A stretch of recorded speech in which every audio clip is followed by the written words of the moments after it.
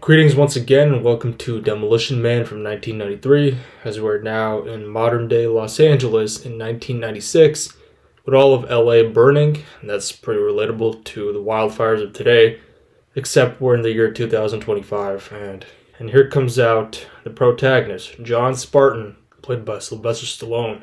John says that a maniac stole a bus with 30 passengers on it named Simon Pheonix. So Spartan is getting ready to jump out of the plane and lands on this building using the rope and starts shooting everywhere. Now Spartan crashes inside the burning building as he runs around and fights some guys. And we also see this guy looking at the camera live footage, and now he shoves the knife inside these barrels. And now we finally meet the guy watching these surveillance footage, Simon Pheonix, played by Wesley Snipes. And now Spartan wants to know where the 30 passengers are, and now he lights up a cigarette and throws it at the puddle of gas where John Spartan is standing. And now he fights Pheonix and makes him pass out and runs out the building with him on his back, and the entire building now burns down. And now John's superior officer is pissed off that the building burned down. See that, Captain? I told him. He said he didn't care. Oh my God, how could you sacrifice all those innocent people? And now finally onto the intro of the movie.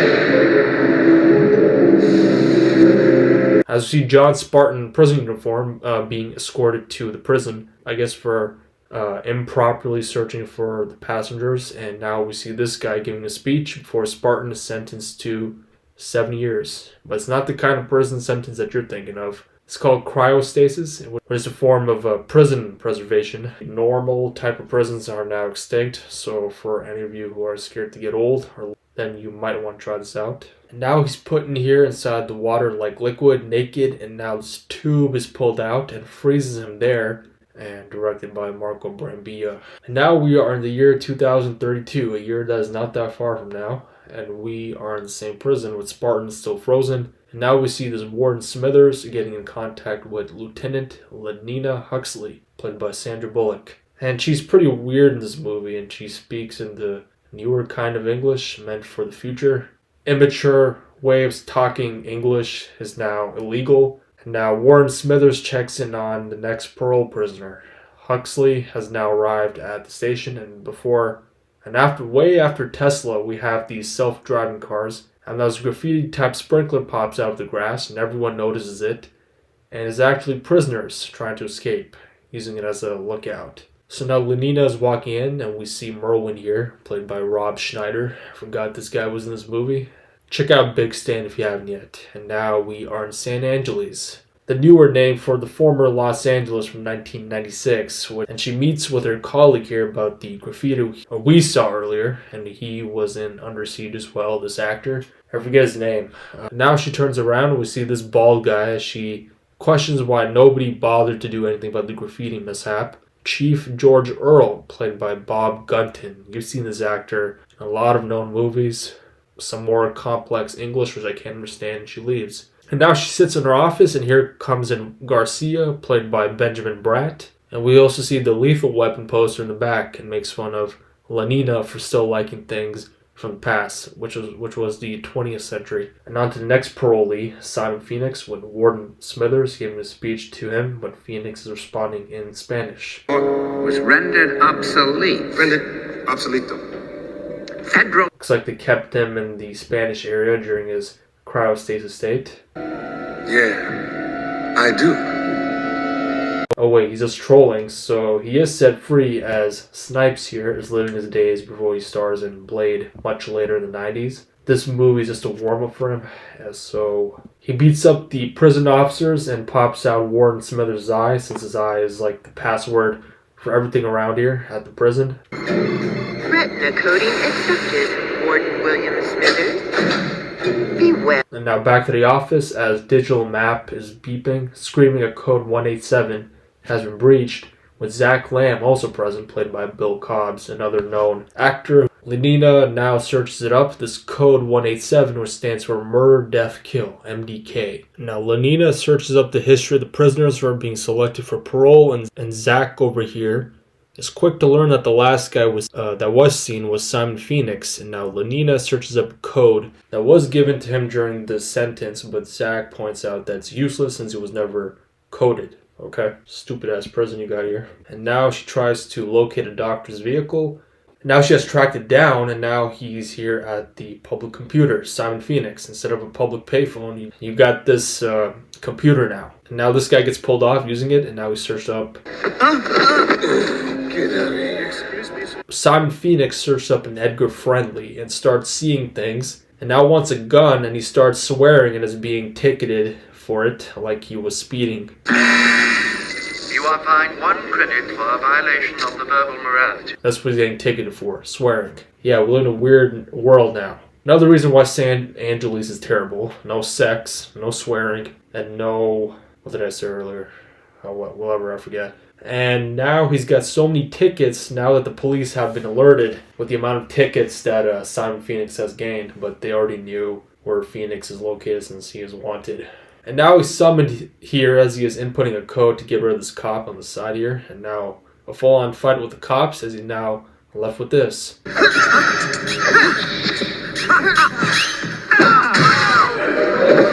Breaks the camera and the other camera around the area so they could escape. And now he blows his car up, and now we are here at this government meetup building, or building where the doctor you'll see, as we see this Dr. Raymond Cocteau, played by Nigel Hawthorne, and he tells these guys who are actually somewhere else attending a meeting as they speak about the known terrorist Edgar Friendly, or at least that they think is a terrorist. Now you know why Pheonix was interested in searching him up, and this associate Bob over here is here to tell that murder, death, kill has been alerted, and now Dr. Cocteau wants to speak with Chief Earl of the police. As Dr. Cocteau now wants to do something about this, an MDK alert, and they now try to wonder who arrested Simon Pheonix the first time, and Zachary Lamb suggests that they need an old-fashioned cop for the job to catch an old-fashioned criminal, and now they dig up John Spartan. And now Lenina tries to wake him up and makes him remember. Her light was extinguished in the big one of 2010. And all Spartan wants to know is what happened to his wife and daughter. The wife died in 2010, that's what Lenina says. Sort of like RoboCop, wants to know what happened to his wife and son after he became RoboCop. And now John asks for a Marlboro. No, the cigarette. Yo, give me a Marlboro. Yes, of course, right away. What's a Marlboro?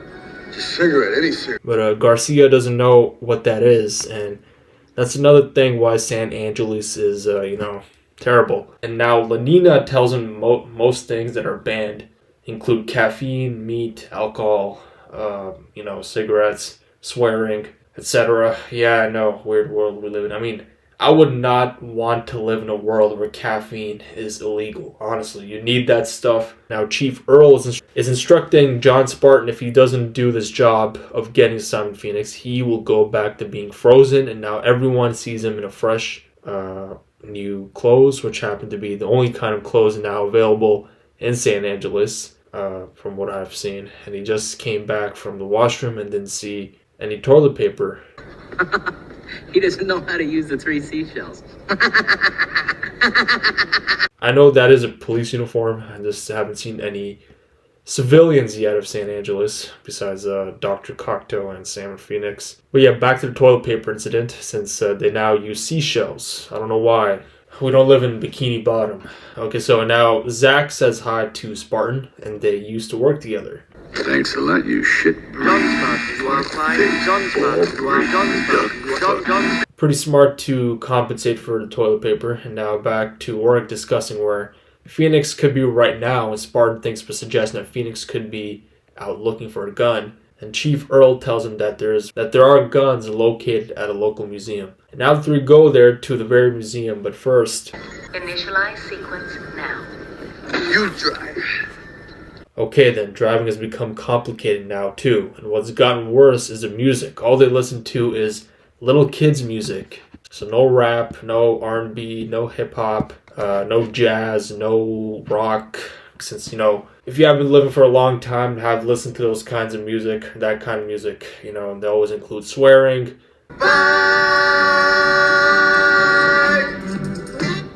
Meanwhile, Simon Pheonix pushes the security guard with all the guests running away, and he locates the gun. And now he's kicking the glass. And How much do you weigh? Well, I happened to wave for this. And now he wants a phaser gun instead and shoots the glass model. And now we see more guards coming in. Now he's under lockdown for swearing too much and stealing an artifact, criminal activity. So the three are now at the museum, and Spartan notices the graffiti sprinklers too. And now Spartan tests out the stick and goes inside to see that Pheonix is there. And he recognizes Spartan's voice. And now some shooting and a lot of destruction in the museum. We got to say Simon says. It's not water, it's actually the cryostasis liquid formula. He gets electrocuted, and Simon Pheonix just runs away as fast as he can, just like a lizard. And now he ends up here seeing Dr. Cocteau and his assistant Bob, or associate Bob. No kiss kiss, no bang bang.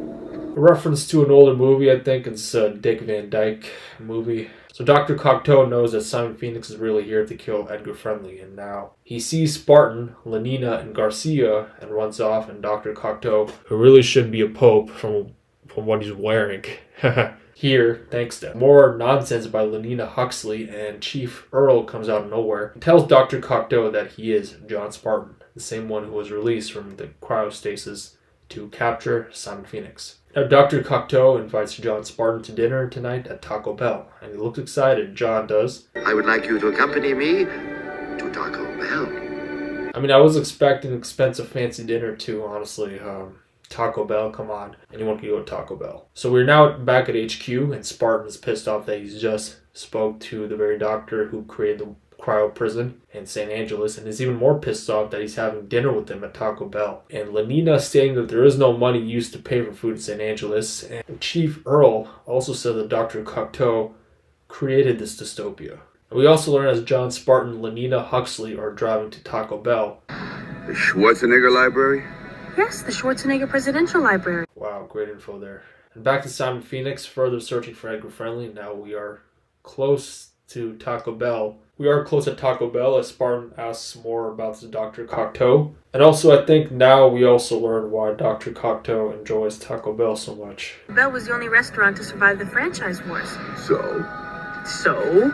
Now all restaurants are Taco Bell. Well, now you know. I haven't had Taco Bell maybe like 7 years now. Who knows what it's like today in 2025. Yeah, fast food has changed a lot. Now we are at this new and improved Taco Bell where we see Lenina and John, as well as Dr. Cocteau and his guests, raising their glasses to say hello. And now he asks for some salt, but salt is also banned. Wow. And bad now, and associate Bob over here is asking John Spartan questions. Now Dr. Cocteau is trying to be friendly with Spartan, and he is even more pissed off that the cryostasis really killed John's ability to even continue being a cop, and he thought the future would be a cesspool, which is true. And as this conversation continues, we see this guy on the bike come out of nowhere, watching, and Spartan notices one of the guys associated with Pheonix and runs out. And after all that noise, we just see a bunch of guys coming out from underground. And John Spartan tries to fight them all, and we also see Edgar Friendly. Just a quick shot, and as Spartan tries to get this last one, now Dr. Cocteau tells John Spartan that those guys who came from underground called scraps, people who didn't fit in with San Angeles and don't want to fit in, and John walks away. Next scene, we see John and Lenina in the squad car as he apologizes for yelling at her, thinking about his daughter again, and takes out this mini disc used for something later. And now we are back here again with Dr. Cocteau and associate Bob, and they see that Simon Pheonix has messed up the place's light settings, and the truth is revealed why Simon was released from being frozen. What is John Spartan doing here? Huh? Did you invite him to this little party of ours?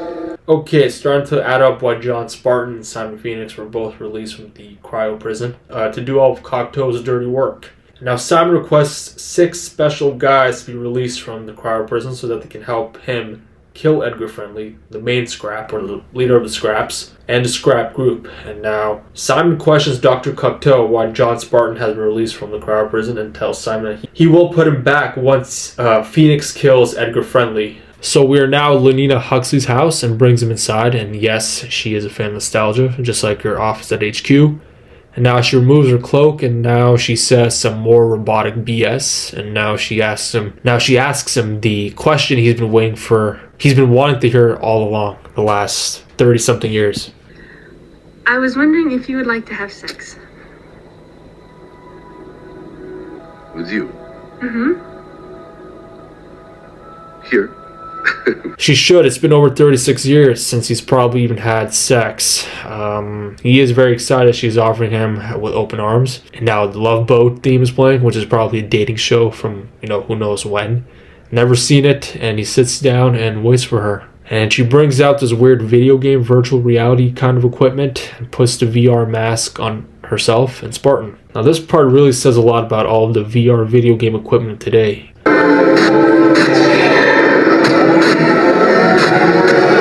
Yeah, this is going to be the new reality now. Disconnects it, and she's questioning it. And she tells him this verse sex is the best kind of pleasure anyone can get, and she says that the real thing is not legal anymore. Another thing that's banned. And disgusting, which can lead to kids and other things. But Spartan is starving for sex, the real kind, and still questions Lenina about having kids differently, and she tells him that he has to go to a lab. And now it's his turn to go to his own new house, and now wants to use the bathroom. Oh, he doesn't know how to use the 3 seashells. And puts in the disc he retrieved from Lenina's squad car. He sits down and starts looking at his own old nostalgic items, such as his old squad hat and even a girl calling in naked, which is a wrong number, which I can't play. Now he sees a recording on the disc, which is camera footage from earlier, and now with the suspenseful music playing.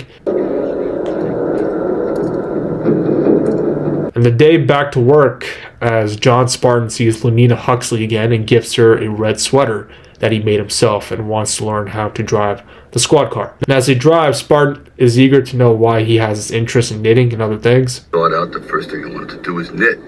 I mean, how come I know what a zipper foot and a shuttle and a hook and bobbin? So yeah, he got assigned a separate rehab treatment, whereas Simon got the best kind of rehab treatment, which is urban combat kill, torture methodology, computer override. Computer hacking. And they see the unexpected rehab treatment of Simon Pheonix, and that says a lot since Dr. Cocteau probably made some exceptions, and John Spartan suggests that they go see Dr. Cocteau, hence why Simon was not coded from earlier. Next scene, we are at Cocteau Industries, and of course Dr. Cocteau is using the guest monitors to make himself not present in front of Spartan, and Spartan knows that this is all bullshit, using peace to solve problems. I wonder about this shithead. John Spartan, you asked. With Cocteau present, and he knows Simon has 10 seconds to kill someone he doesn't like, and has now located Dr. Cocteau. And now Spartan, Huxley, and Garcia are now searching for Simon Pheonix, and some more stupidity brought to you by Lenina Huxley. And they climb down the sewer where usually we would see Edgar Friendly and his scrap army. And with the homing device, these guys have located this underground area, and Spartan is liking it. It sees that real meat is being cooked, and we see this cook cooking it who can only speak Spanish. And Spartan pays her using Lenina's watch, who the cook thinks it's a Rolex. She even offers Garcia something. Buenos dias, señor. Oh, no. Thank you. But funny how he didn't respond back in Spanish, since I think you're only required to speak the San Angeles kind of English. I know it sounds confusing, but this is how it is now in 2032 here. Now, Lenina is smart enough to know that the meat for the burgers is not from cow, since, cows are extinct in the real world. This is a rat burger. Not bad. Matter of fact, it's the best burger I've had in years. Ratatouille. It's a peasant dish. So he continues to eat the burger and looks around Scrap's community, and they don't look very defensive. And we see this red car, and as you know, Lenina likes nostalgia and has some car knowledge. And we finally meet Edgar Friendly, the main Scrap, played by Dennis Leary. Now Lenina steps to tell Edgar that they're pretty much looking for him, and he knows that Cocteau wants to take in Edgar Friendly, or wants him killed. And Spartan notices that a little later, as he notices that this is the same guy that was outside Taco Bell. And even the guy at the underground in the beginning of the movie. I'm into freedom of speech and freedom of choice. I'm the kind of guy that likes to sit in a greasy spoon and one dish with the side order gravy fries. I want high cholesterol. I want to eat bacon and butter and fucking... Pretty relatable stuff of today, honestly, and what has been shown on the internet the last 4 years. He also mentions the Oscar Mayer Wiener jingle, which I don't know about, maybe I'm just too young. And Spartan tells him that Cocteau wants to kill him, and the Scraps look pretty harmless, honestly. They just run and run to survive, and now the next scene we see Simon Pheonix instructing the other Scraps on what to do exactly. And we also see this big Scrap with the girl on his lap, played by Jesse Ventura, who's just there and also comes up with a plan to kill John Spartan. Now Simon Pheonix and the Scraps that are brainwashed have spotted Edgar Friendly and John Spartan together. You know, one group of Scraps were brainwashed by Simon Pheonix, and now that they're brainwashed, they spot Edgar Friendly and John Spartan together. It starts shooting, and looks like Edgar Friendly is dead. This guy that looks like Edgar Friendly is shooting back at Simon Pheonix, and now he gets in a fight with Garcia, as well as now seeing Simon escape from the nearest sewer and sees a squad car and just drives off. And now they chase Simon Pheonix, and it looks like the same tunnel where we saw the Terminator chasing Sarah Connor, even though we're not in Los Angeles anymore. Chasing Sarah Connor and Kyle Reese, and now Spartan lets Lenina in, and you can tell she's never driven a normal car before, and now Spartan jumps onto the squad car, and with the whole Scarface reference again. And now they continue to fight and push Simon Pheonix out, and now Spartan takes control of the car and commands it to do what he says, and crashes into this fountain. We see Lenina Huxley running again.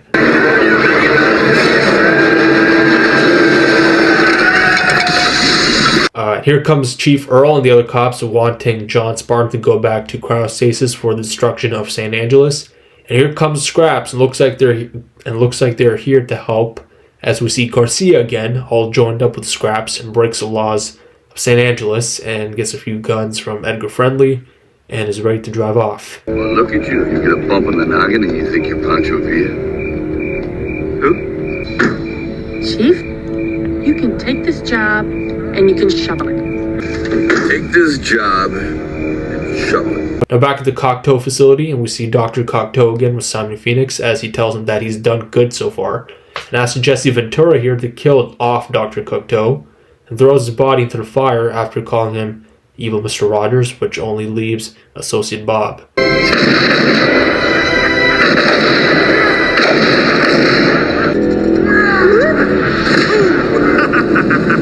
Now they notice that John Spartan and Lenina Huxley are here. As they fight off the brainwashed Scraps, we see Lenina is pretty good at this. Now inside Dr. Cocteau's main office, as Lenina finds Dr. Cocteau's ashes in the fireplace, as she also hears the sound of the cryo prison being opened, where Simon Pheonix will release 80 cryo prisoners, and these are prisoners who have not gone through any rehab treatment. As these two go in the next room. Anyway, where the hell did you learn to kick like that? Oh, Jackie Chan movies? Jackie Chan. Whoa, whoa. Good. He would rather capture Pheonix on his own, and we already see Pheonix with Associate Bob already releasing all the cryo prisoners. And Pheonix kills all the remaining prison guards who help take out the 80 cryo prisoners. And John Spartan now goes inside the cryo prison, and Pheonix spots him and starts shooting, as Spartan is now caught by the factory Terminator. And there goes Associate Bob. And now Spartan is dodging all kinds of traps, even the electrocution beam by Simon, and now they're here face to face, and repeats the same line that Pheonix said 36 years ago when LA wasn't San Angeles. Is it cold in here, or is it just me? Good memory. Is it cold in here, or is it just me? Now full on fight, and does the exact same thing he did to Simon earlier in the museum, but this time it's different. Looks like he got cursed by Medusa.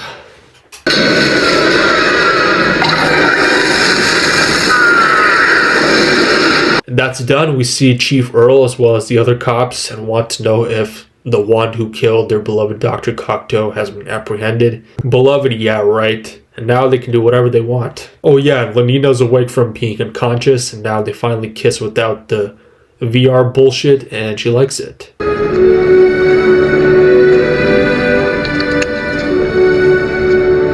And that's it. Demolition Man, 1993. It's okay. It's an okay movie. It's nothing special. But yeah, it's better than the crap we have today. That's it for me for this video. See you next time in RoboCop from 1987. Like, comment, and subscribe to the channel. Take care. See you soon, and watch away. And enjoy the rest of the theme sang by Sting from the band The Police. Damn 3 seashells didn't work. Jackson, the train fast coming.